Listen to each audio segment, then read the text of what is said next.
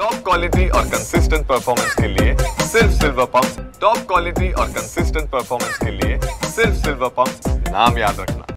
गोंदिया तालुक्यातील शेतकऱ्यांसोबत त्यांना कमीत कमी 12 तास वीज मिळावी याकरता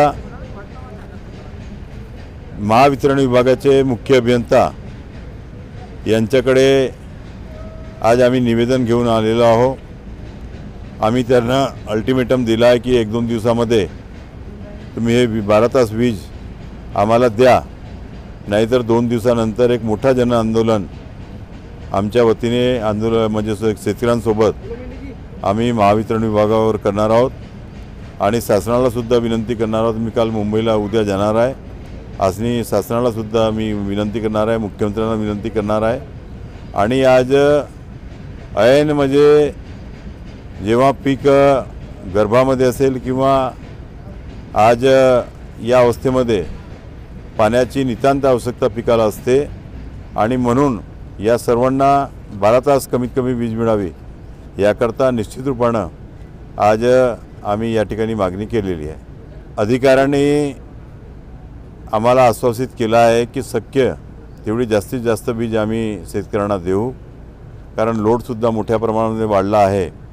परंतु आमची मागणी जोपर्यंत 12 तास वीजची पूर्ण होत नाही तोपर्यंत आम्ही थांबणार नाही आणि जोपर्यंत आम्हाला 12 तास वीज मिळणार नाही तोपर्यंत आम्ही महावितरण विभागाला स्वस्त बसू देणार नाही। आणि याकरता आम्ही सांगितलं आहे की एक मोठा जन आंदोलन निश्चितपणे येणाऱ्या 1-2 दिवसानंतर उभारण्यात येईल जर ही वीज मिळाली नाही तर।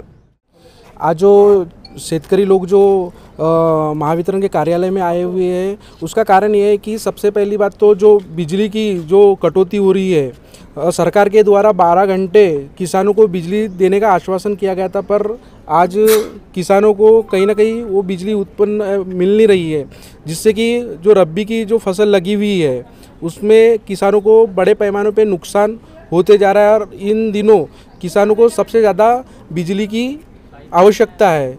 इसके लिए माननीय आमदार विनोद जी अग्रवाल इनके माध्यम से इलेक्ट्रिक ऑफिस पे आज ज्ञापन दिया गया है और किसानों की जो पानी की समस्या है उसको जल्द से जल्द सुलझाया जाए, इस पे आज महावितरण के अधिकारियों से बात की गई है।